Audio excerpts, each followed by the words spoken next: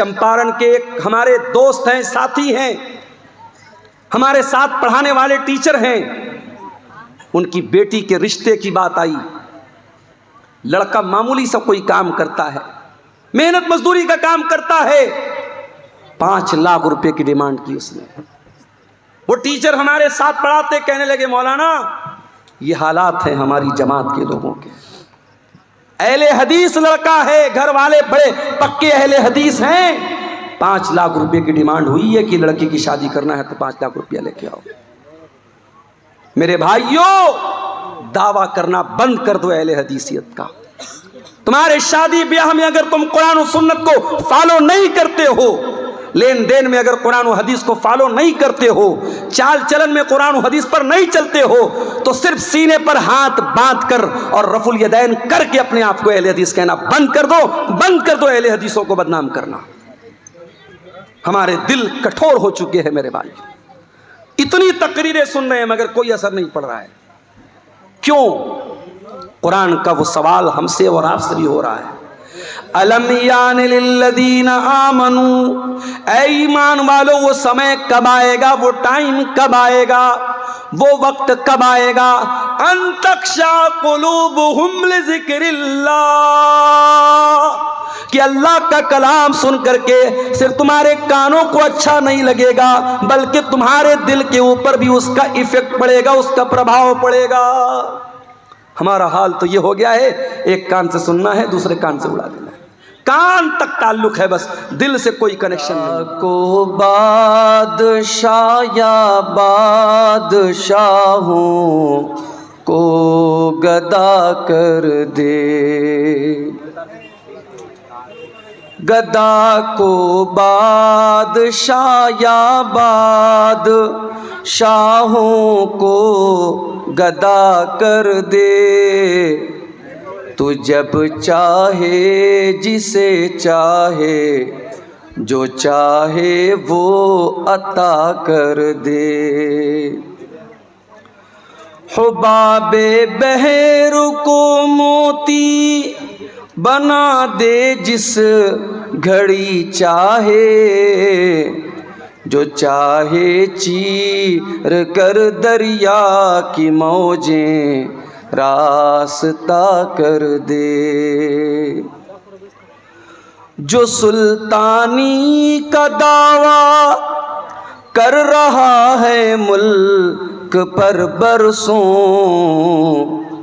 پکڑ کر ایسے ظالم کو تو لمحوں میں فنا کر دے، پکڑ کر ایسے ظالم کو تو لمحوں میں فنا کر دے۔ ہوئی میری جبینہ خم کبھی اغیار کے در پر، تو مجھ پر رحم کر مولا جہنم سے رہا کر دے، تو مجھ پر رحم کر مولا جہنم سے رہا کر دے۔ ابو بکر و عمر عثمان و حیدر جس پہ چلتے تھے، ابو بکر و عمر عثمان و حیدر جس پہ چلتے تھے، اسی برحق نبی کی راہ پر ہم کو فدا کر دے، اسی برحق نبی کی راہ پر ہم کو فدا کر دے۔ بصیرت کر عطا قرآن کی آیات برحق کی، خدا ہم کو فدائے سنت خیر الورا کر دے۔ خدایا ہند کے مظلوم بندوں کی دعائیں سن، خدایا ہند کے مظلوم بندوں کی دعائیں سن، تو ان کو پنجے ظالم سے جلدی سے رہا کر دے۔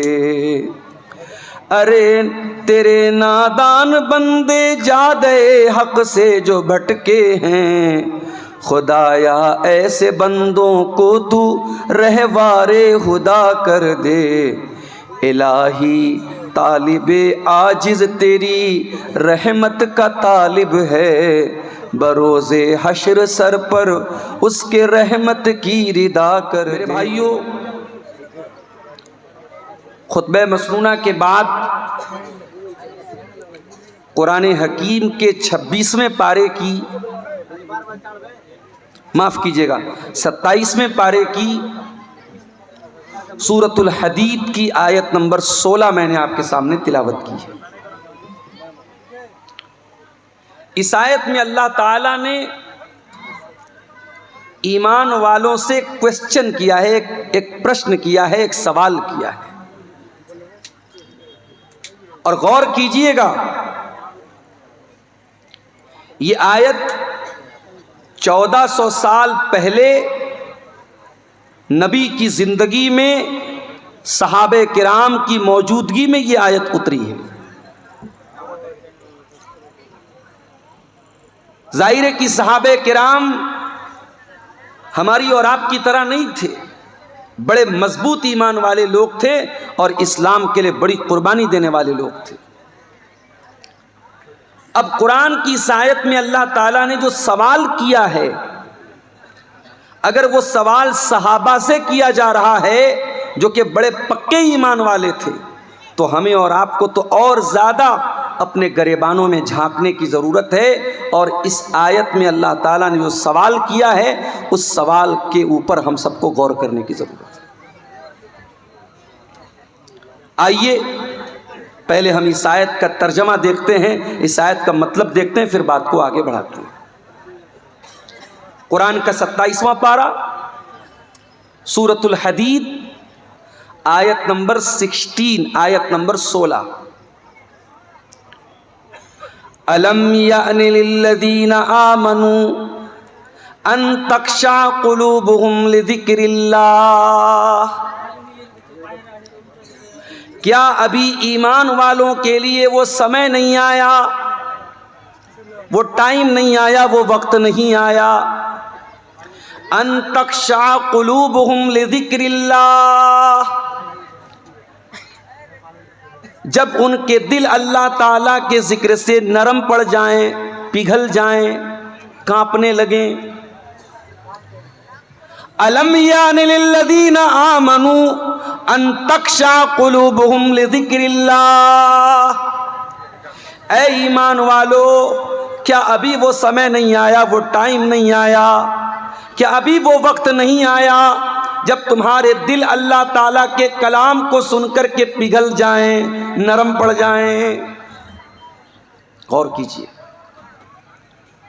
قرآن کی یہ آیت صحابہ سے سوال کر رہی ہے، اے میرے نبی کے صحابہ، تم بتاؤ، قرآن اتر رہا ہے، نبی کے اوپر قرآن کی آیتیں اتر رہی ہیں، کیا ابھی وہ سمے نہیں آیا، وہ ٹائم نہیں آیا، وہ وقت نہیں آیا جب اللہ کا کلام سن کر کے تمہارے دل پگھل جائیں؟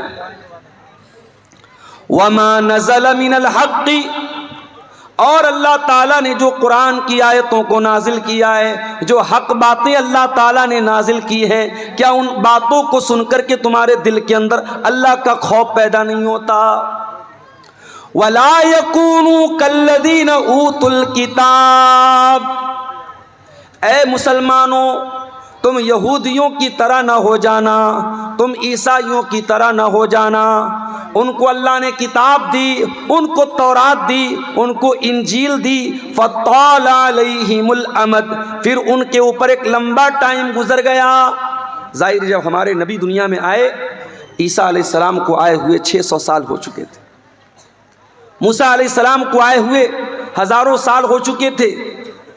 اللہ کہہ رہا ہے کہ تم یہودیوں کی طرح مت ہو جاؤ، تم عیسائیوں کی طرح مت ہو جاؤ۔ ان کو اللہ نے اپنی کتاب دی اور ایک لمبا ٹائم جب گزر گیا، فَقَسَتْ قُلُوبُهُمْ، تو ان کے دل سخت ہو گئے، ان کے دل ہارڈ ہو گئے، ان کے دل کٹھور ہو گئے۔ اے مسلمانوں، ابھی تمہارے نبی موجود ہیں، ابھی قرآن اتر رہا ہے، ابھی تمہارے دل کے اندر سختی آنے لگی، کیا تمہارا دل اللہ کا کلام سن کر کے نہیں پگھلتا ہے؟ تمہارے دل میں اللہ کا ڈر پیدا نہیں ہوتا ہے؟ میرے بھائیوں، اس آیت کو اپنے سامنے رکھیے۔ اور ذرا غور کریں، ہم سب اپنے گریبانوں میں جھانکیں اور سوچیں کہ آج ہم کہاں کھڑے ہیں اور ہمارے دل کا کیا عالم ہے۔ اسی سیمانچل کے علاقے میں اگر میں یہ کہوں کہ روزانہ ایک نہیں درجنوں پروگرام ہو رہے ہیں تو غلط نہیں ہوگا، مبالغہ نہیں ہوگا، اور ہر آدمی اپنی جان پہچان کے اپنے رشتہ داری کے گاؤں کے پروگرام میں جا رہا ہے، اردو میں بنگلہ میں تقریریں سن رہا ہے، اور ظاہر جلسے والے ان کی کوشش یہ ہوتی ہے کہ ہم دور کے زمانے کے اچھے مقرر کو، اچھے وقتہ کو لائیں، اچھے مقرر کو لائیں، اس کی تقریریں سنیں اور آپ کے دل پر اثر ہو۔ لیکن ہم سب میرے بھائیوں اپنے دل پر غور کریں، کیا ہمارے دل کے اوپر کوئی اثر ہو رہا ہے؟ اب تو حالات یہ ہو چکے ہیں کہ تقریر اور جلسہ بھی انٹرٹینمنٹ اور منورنجن کا ایک ذریعہ بن گیا ہے۔ جانا ہے جلسے میں، تھوڑا سیر و تفریح کرنا ہے، تھوڑا گھومنا پھرنا ہے، تھوڑا منورنجن کرنا ہے، مقرر صاحب کی تقریر تھوڑی بہت سن لینا ہے، پھر چلے جانا ہے۔ اور ظاہر ہے کہ یہ جو مقرر ہیں، یہ جو وقتہ ہیں، یہ کیا پڑھ رہے ہیں؟ یہ قرآن ہی تو پڑھ رہے ہیں، اور یہ قرآن وہ کتاب ہے جس کتاب کے بارے میں اللہ قرآن کے 28ویں پارے میں کہتا ہے، لو انزلنا هذا القرآن على جبل لرأيته خاشعا متصدعا من خشية الله۔ میرے بندو، اس قرآن کو ہم نے کسی پہاڑ کے اوپر بھی اتارا ہوتا تو پہاڑ بھی اللہ کے خوف سے ریزہ ریزہ ہو جاتا، پہاڑ بھی اللہ کے خوف سے چور چور ہو جاتا، چکنا چور ہو جاتا۔ ہمارے دل، ہمارے سینے کے اندر جو دل ہے میرے بھائیوں، یہ دل تو بڑا ملائم سا دل ہے، بڑا سافٹ سا دل ہے، یہ تو گوشت پوست کا بنا ہوا دل ہے۔ قرآن کہتا اگر ہم پہاڑ کے اوپر بھی قرآن کو اتارا، اللہ کہہ رہا ہم نے قرآن کو اتارا ہوتا تو پہاڑ بھی اللہ کے خوف سے ریزہ ریزہ ہو جاتا۔ اس کا مطلب یہ ہوا اگر قرآن کی آیتوں کو سننے کے بعد بھی ہمارے دل کے اوپر کوئی اثر نہیں پڑ رہا ہے میرے بھائیوں، اس کا مطلب یہ ہوا کہ ہمارے دل پہاڑ سے بھی زیادہ کٹھور ہو چکے ہیں، پتھر سے بھی زیادہ کٹھور ہو چکے ہیں۔ میرے بھائیوں، آج الحمدللہ شیرشاہ آبادی برادری میں ہم بڑے فخر کے ساتھ کہتے ہیں کہ صاحب ہم لوگ اہل حدیث ہیں۔ ابھی ارریہ کے کسی سیاسی لیڈر نے اس برادری کے بارے میں کچھ نازیبا باتیں کہیں تو میں نے کل جماعت کے بڑے علماء کے بیانات دیکھے کہ نہیں صاحب یہ غلط بات ہے، ہماری برادری کے اوپر بہت بڑا الزام لگایا جا رہا ہے۔ ہم بڑے فخر کے ساتھ اپنے آپ کو اہل حدیث کہتے ہیں، لیکن کبھی ہم نے غور کیا کہ اہل حدیث کا مطلب کیا ہوتا ہے؟ کیا سینے پر ہاتھ باندھ لینا، آمین زور سے بول لینا، نماز میں رفع الیدین کر لینا، 8 رکعت تراویح پڑھ لینا، کیا یہی پہچان ہے اہل حدیث کی؟ نہیں میرے بھائیوں، ہم نے اہل حدیث کا مطلب نہیں سمجھا۔ اہل حدیث اس انسان کو بولتے ہیں جو قرآن و حدیث کے اوپر عمل کرتا ہے، صرف زبان سے دعویٰ نہیں کرتا ہے، عمل کرتا ہے، جس کا اخلاق، جس کا کردار، جس کا کیریکٹر، جس کا چال چلن، جس کا چرتر یہ بتاتا ہے کہ ہاں یہ قرآن و حدیث پر چلنے والا ہے، اس انسان کو اہل حدیث کہتے ہیں، اس انسان کو سلفی کہتے ہیں۔ اور آج بھی دنیا میں ایسے لوگ ہیں کہ آپ حیرت کریں گے کہ کیا ایسے بھی لوگ پیدا ہو سکتے ہیں؟ چلیے میں آپ کو ایک سچا واقعہ سناتا ہوں جو لیٹسٹ واقعہ ہے، ہمارے اس دور کا واقعہ ہے۔ اس دور میں جب انسانیت مردہ ہو رہی ہے، جب اخلاق فنا ہو رہے ہیں، جب لوگ باتیں تو بڑی بڑی کرتے ہیں لیکن عمل کے معاملے میں زیرو ہیں، اس دور کا ایک سچا واقعہ میں آپ کو بتا رہا ہوں۔ چلیے میں آپ کو مدینہ لے کے چلتا ہوں۔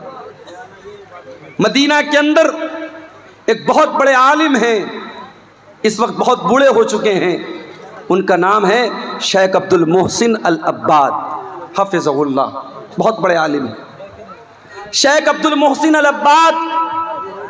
ان کو محدث مدینہ کہا جاتا ہے، مدینہ کے بہت بڑے عالم ہیں، امام ہیں۔ ان کے بیٹے جن کا نام شیخ عبد الرزاق البدر ہے وہ مدینہ یونیورسٹی کے اندر حدیث پڑھاتے ہیں اور مسجد نبوی میں حدیث کا درس دیتے ہیں اور ہزاروں نہیں لاکھوں اسٹوڈنٹس ان سے حدیث پڑھتے ہیں۔ شیخ عبد الرزاق البدر بہت بڑے عالم ہیں، بہت بڑے اسکالر ہیں، اور ان کی شہرت اتنی ہے کہ ایک مرتبہ وہ ملیشیا گئے اور وہاں ایک مسجد میں ان کا درس تھا، تو صرف ان کے اس درس میں 1 لاکھ کے قریب طلبہ اور اسٹوڈنٹ شامل ہوئے تھے۔ اتنی بڑی وہ سیلیبریٹی اور اتنی بڑی شخصیت ہے شیخ عبد الرزاق البدر کی۔ شیخ عبد الرزاق البدر کے یہاں ایک آدمی ڈرائیونگ کا کام کرتا تھا، گاڑی چلاتا تھا، انڈیا کے آندھرا پردیش کے شہر وجے واڑہ کا۔ وجے واڑہ بہت مشہور شہر ہے آندھرا پردیش کا، میں 2 سال وہاں رمضان میں رہا ہوں، بہت اچھے لوگ ہیں، بڑے دیندار لوگ ہیں۔ وجے واڑہ کا ایک آدمی سعودی عرب میں شیخ عبد الرزاق البدر کے گھر 4 ویلر کی کار کی ڈرائیونگ کرتا تھا، ڈرائیور تھا۔ اب ظاہر ہے ڈرائیور کی حیثیت کیا ہوتی ہے بھائی؟ ڈرائیور ایک ملازم ہوتا ہے، نوکر ہوتا ہے، اس کو تنخواہ دیتے ہیں، ہمارے یہاں کام کرتا ہے۔ وہ ڈرائیور بیمار پڑ گیا، 20 سال تک اس نے سروس کی، پھر بیمار رہنے لگا۔ اس نے شیخ سے معذرت کی کہ اب میری طبیعت خراب رہتی ہے، وہ انڈیا واپس چلا ہے۔ آج کے دور میں ایک ڈرائیور گیا، دوسرا ڈرائیور چلا آیا، کون پوچھنے جاتا ہے؟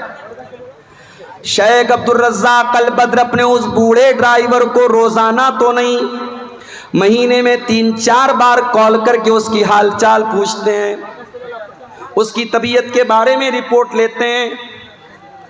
پھر ایسا معلوم ہوتا ہے، ایسا پتہ چلتا ہے کہ وہ ڈرائیور برین ہیمریج کا شکار ہو جاتا ہے، اس کو برین ہیمریج ہو جاتا ہے، وہ کوما میں چلا جاتا ہے، ہاسپٹل کے ICU کے اندر وہ ایڈمٹ ہو جاتا ہے۔ شیخ عبد الرزاق البدر کو معلوم ہوتا ہے کہ میرے گھر پہ 20 سال ڈرائیونگ کرنے والا ڈرائیور برین ہیمریج کا شکار ہو چکا ہے اور وجے واڑہ کے ایک ہاسپٹل میں ایڈمٹ ہوا ہے۔ غور سے سننا میرے پیارے بھائیوں، تقریریں تو آپ نے بہت سنی ہوں گی، لیکن تقریروں میں جو باتیں بیان کی جاتی ہیں، کبھی کبھی ہم کو لگتا ہے کہ وہ باتیں اسٹیج پر تو بیان کرنے کے لائق ہیں، لیکن پریکٹیکل ان کے اوپر عمل نہیں ہو سکتا۔ لیکن یہ سچا واقعہ جو میں بتانے جا رہا ہوں، یہ سچا واقعہ آپ کو ثبوت دے رہا ہے کہ تقریر کے اندر جو باتیں بیان کی جاتی ہیں، ان باتوں پر اگر انسان عمل کرنا چاہے تو آج کے اس نازک دور میں بھی عمل کر سکتا ہے۔ 20 سال تک ڈرائیونگ کرنے والا وہ ڈرائیور برین ہیمریج کا شکار ہے، ہاسپٹل میں ایڈمٹ ہے۔ شیخ عبد الرزاق البدر اس کے بیٹے سے کانٹیکٹ میں ہے، بیٹے سے بات چیت ہوتی ہے۔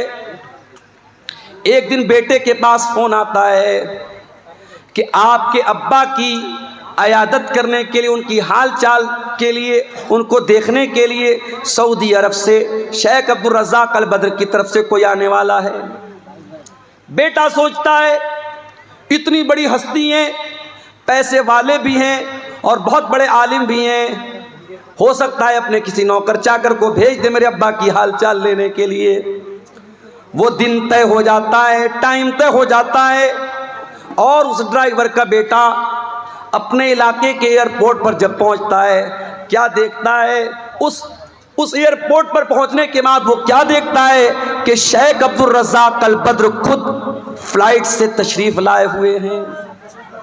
اپنے بوڑھے ڈرائیور، اپنے بیمار ڈرائیور کی عیادت کرنے کے لیے، اس کی حال چال لینے کے لیے، اس کی خبر گیری کرنے کے لیے سعودی عرب سے وجے واڑہ تک کا، آندھرا پردیش تک کا لمبا سفر بغیر کسی اپوائنٹمنٹ کے اور بغیر کسی کو بتائے ہوئے شیخ عبد الرزاق البدر طے کرتے ہیں۔ میرے بھائیوں، ہمارا حال تو یہ، ہم کٹیہار سے پٹنہ بھی اگر جاتے تو کوئی نہ کوئی مقصد ہوتا ہے، کوئی نہ کوئی کاروباری معاملہ ہوتا ہے، کسی سے پیسے کا لین دین ہوتا ہے، کوئی نہ کوئی دنیاوی مفاد ہوتا ہے۔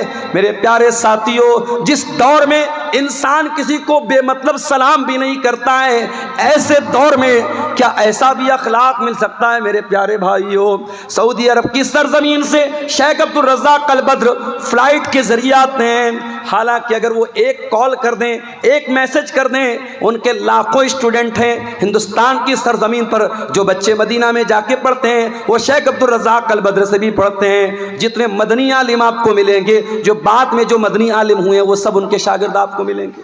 جتنے بھی مدنی عالم ہیں سب مدینہ میں پڑھے، ان کے شاگرد ہیں۔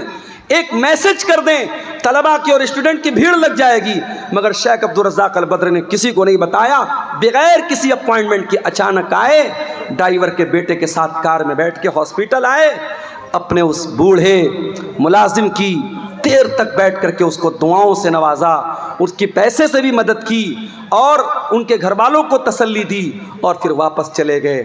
میرے پیارے ساتھیوں، یہ اس دور کے ایک عالم، ایک قرآن و سنت پر بیان کرنے والے اور قرآن و سنت پر عمل کرنے والے ایک عالم کا سچا واقعہ ہمیں یہ بتاتا ہے میرے بھائیوں کہ دل میں اگر اللہ کا ڈر ہو، دل میں اللہ کا خوف ہو، تو قرآن و سنت کی باتیں صرف اسٹیج پر بیان نہیں ہوتی ہیں، ان کے اوپر عمل بھی کیا جا سکتا ہے، اور آج کے دور میں عمل کرنے والے بھی موجود ہیں۔ ہمارا معاملہ کیا ہے؟ مجھ سے کبھی کبھی لوگ سوال کرتے ہیں، میں ممبئی گیا، لوگ مجھ سے پوچھنے لگے مولانا صاحب لگتا ہے آپ کا پروگرام کٹیہار میں بہت ہوتا ہے۔